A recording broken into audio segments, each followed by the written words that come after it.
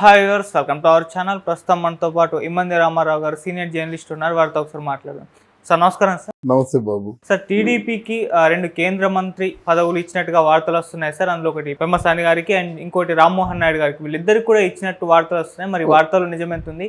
ఏ పదవులు ఇచ్చే ఆఫర్ ఉంది సార్? వాటిలో నిజం ఉందండి, కానీ ఇక్కడ పెమ్మసాని రామ్మోహన్ నాయుడే కాకుండా సీఎం రమేష్ కూడా ఉంటుందని నా నమ్మకం. ఎందుకంటే సీఎం రమేష్ అత్యంత ఉపయోగకరమైన మంత్రి, అంటే అఫ్కోర్స్ టు ఎవరు మన మోదీ గారికి నమ్మకం అన్నమాట. ఈయన పనులు సజావుగా చేస్తాడు, ఎక్కడ మన చెడ్డ పేరు తేడు అనేటువంటి ఒక ఇంప్రెషన్ ఉంది కనుక సీఎం రమేష్ కూడా ఉంటాడని నా నమ్మకం. తర్వాత రెండవది ఏంటంటే పవన్ కళ్యాణ్కి ఒక మంత్రి పదవి అయితే ఒక కేంద్రంలో ఒక బెర్త్ ఉంటుందని చెప్పారు. ఆయన సాధించిన ఒకటే ఉంటుంది కదా, రెండు ఇచ్చేసారంటే మరీ పవన్ కళ్యాణ్ వెనకేసుకొస్తున్నారని టాక్ రావచ్చు, దాందే ఉంది. కనుక ఇక్కడ మాత్రం మోదీ టీడీపీ కాదు, టీడీపీకి 3 ఎన్నో ఇస్తారు, ఈయనకి 1 ఇస్తారు. మరి బీజేపీలో కూడా 3 ఇచ్చుకుంటారు కదా, వాళ్ళకి పురంధరేశ్వరి రెడీగా ఉంది, ఇంకొకరు ఎవరు అన్నది ఆలోచించారు. సో పవన్ కళ్యాణ్ గారు జనసేన పార్టీలో బాలశౌరి గారికి ఇచ్చే ఛాన్స్ ఉంది అని అంటున్నారు సార్, నిజమేనా? బాలశౌరిని ఆల్రెడీ పిలిపించుకున్నారండి వాళ్ళు. ఇంకా బాలశౌరి దేర్ ఇన్ ఢిల్లీ, కానీ బాలశౌరికి ఇవ్వచ్చు అంటే ఇస్తే ఆయనకే ఇవ్వాలి కదమ్మా, బాలశౌరికే ఇవ్వాలి ఈ జనసేన తరఫున. అందువల్ల ఇట్స్ రైట్.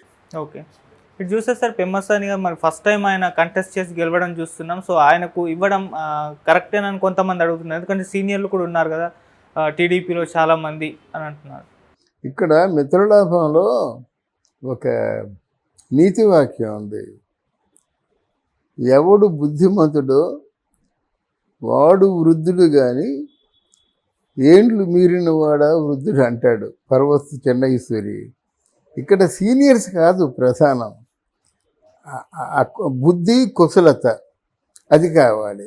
ఆయన మన ఎన్ఆర్ఐ అమెరికాలో పెద్ద బిజినెస్ చేశాడు, పారిశ్రామికవేత్త. ఆయన ఎలక్షన్లో నిలబడినప్పుడే చెప్పాడు, నేను అంటే పార్టీతో సంబంధం లేకుండా ఇన్ని మంచి పనులు చేయదలుచుకున్నాను, లైక్ పవన్ కళ్యాణ్. తర్వాత మరి ఆయన ప్రచారం చాలా బాగా సాగింది. తర్వాత యునానిమస్గా ఒప్పుకున్నారన్నమాట ఆయన నాయకుడిగాను. కొంచెం తర్జన పడి ఒక 1500 ఓట్ల మెజార్టీతో గెలవలేదు, అఖండ మెజార్టీతో గెలిచాడు. తర్వాత ఆయన బాగా చదువుకొని ప్రశ్నించగలడు. ఎవరో ప్రశ్న వేశారు, ఏమండి మీ మీద ఎవరైనా ఒకవేళ జగన్మోహన్ రెడ్డి గెలిచినట్టయితే మీ మీద ఎన్నో కేసులు పెడతాడు, అప్పుడు మీ స్పందన ఎలాగుంటుంది?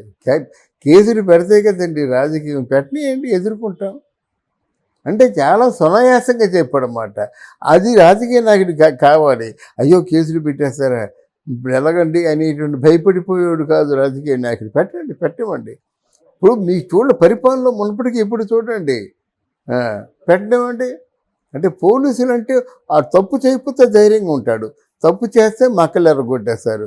మనం ముందు నుంచి మన అదృష్టం ఏంటంటే, అదృష్టం కావచ్చు వితరణ కావచ్చు, ముందు నుంచి మనం ఏం చెప్పుకుంటున్నాం అదే జరుగుతుంది. ఈరోజు పవన్ కళ్యాణ్కి హోమ్ మినిస్టర్ ఇవ్వడం కూడా అదే, వాళ్ళ నాయకుల తాలూకు ఒపీనియన్ అదే, ప్రజల తాలూకు ఒపీనియన్ అదే, మళ్ళాగా ఈ రాజకీయాలని విశ్లేషించి చూసిన వాళ్ళ తాలూకు ఒపీనియన్ అది. అంటే మనకి ఆంధ్రప్రదేశ్ శాంతి భద్రతలు ముందు కాపాడుకుంటే మిగతా పనులు జరుగుతాయి.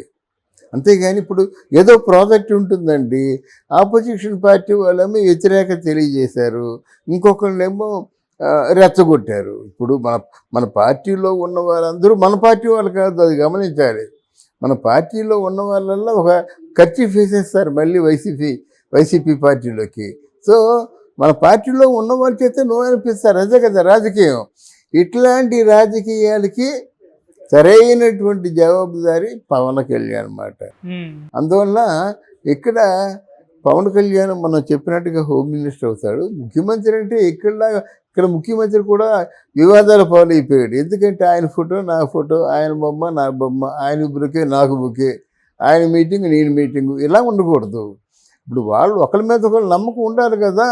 ఆ నమ్మకం పవన్ కళ్యాణ్కి ఉంది. చంద్రబాబు బాగానే చేస్తాడు, బాగా చెప్పినట్టు నిలదీస్తా, దాంట్లో సందేహం లేదు. బాగా పరిపాలన చేయకపోతే ఇక్కడ లోపం జరుగుతుందండి, నిలదీస్తా నేను. మరి ఎన్నికల వాగ్దానాలు మీరు సూపర్ 6 అన్నారు, ఏవో అన్నారు, అవన్నీ నిలబెట్టుకోవాలి కదా. మీరు ఇచ్చిన ప్రామిస్లు నిలబెట్టుకోవాలి కదా. రేపు పిఠాపురం వరమ గారికి ఫస్ట్ ఎమ్మెల్సీ ఇవ్వకపోతే అడుగుతాడు ఆయన. అసలు ముందు అనౌన్స్ చేయగానే ఫస్ట్ ఎమ్మెల్సీ వరమ గారు ఉండాలి. అంత మంచివాడు ఉండకపోతే ఎలాగవుతుంది? అలాగే నీకు ఒక ఉన్నతమైనటువంటి స్థానం ఇస్తా అన్నాడు. ఒకవేళ చంద్రబాబు నాయుడు వెనకేసుకున్నా ఆయన కొంచెం డిఫరెన్స్ డీవియేట్ అవుతాడు. పవన్ కళ్యాణ్ డీవియేట్ అవుడే. ఆయన అహోరాత్రులు నా గురించి శ్రమించి నన్ను ఆయన త్యాగం చేసి నన్ను గెలిపించినందుకు ఆయనకి పదవి కావాలంటాడు. అందులో సందేహాలు లేవు మాట. ఇక్కడ దాటిపోవడానికి అవకాశాలు లేవు. ఓకే. అందువల్ల ఇక్కడ మరి రఘురామకృష్ణరాజు ఆయన మామూలు పదవి ఇస్తే ఊరుకుంటాడా? ఎందుకంటే 5 సంవత్సరాల పాటు రచ్చబండ పెట్టి కోర్టులో ఆ కేసులు వేసి కుట్టించి ఏం చేసినప్పుడు కూడా వాళ్ళ కష్టానికి తగినటువంటి ఫలితం లేకపోతే వాళ్ళే రెబల్స్ అయిపోతారు. ఇవన్నీ పవన్ కళ్యాణ్ బాగా ఆలోచిస్తాడు. చంద్రబాబు నాయుడు ఏంటంటే ఏదో ఇక్కడ ముందున్న వదిలేసి తర్వాత ఎప్పుడో 20 సంవత్సరాల్లో ఎలా బతుకుతారని ఆలోచిస్తారన్నమాట. అంత దూరం వెళ్ళవలసిన అవసరం లేదు. మీరు ఏ వాగ్దానాలు చేశారో అటు ఫుల్ఫిల్ చేయండి. పోలవరం అన్నారు, ఫుల్ఫిల్ చేయండి. పరిశ్రమలు అన్నారు, ఫుల్ఫిల్ చేయండి. ఐటీ హబ్ అన్నారు, ఫుల్ఫిల్ చేయండి. నీకు అర్థమైందా? నువ్వు ఇప్పుడు అధికార వికేంద్రీకరణ అన్నారు, ఫుల్ఫిల్ చేయండి. ఇక్కడ గుంటూరు విజయవాడ మధ్య ఒక పరిశ్రమ, అక్కడ చిత్తూరు తిరుపతి మధ్య ఒక పరిశ్రమ, ఇక్కడ తూర్పుగోదావరి ఒక పరిశ్రమ, అక్కడ ఉత్తరాంధ్రలో ఒక పరిశ్రమ, అన్నీ కలిస్తే కొట్టి పారేస్తే 5 ఉన్నాయి డెవలప్మెంట్స్.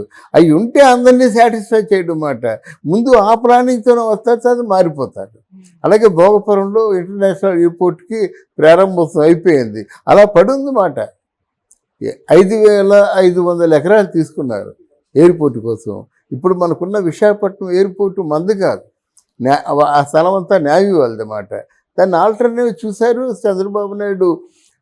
ఆ ప్లేస్ని రికగ్నైజ్ చేసి ప్లేస్ని పుల్ చేసి 5,500 ఎకరాలు ఆల్మోస్ట్ ఆల్ మనకి కనుచూపు మేరలో కనపడదు. అంతట్లో చెన్నై క్యారిడర్ చేస్తా అన్నాడు.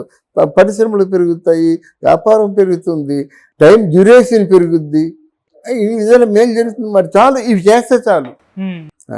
చంద్రబాబు నాయుడు కూడా ఇవన్నీ ఆలోచించుకోవాలన్నమాట.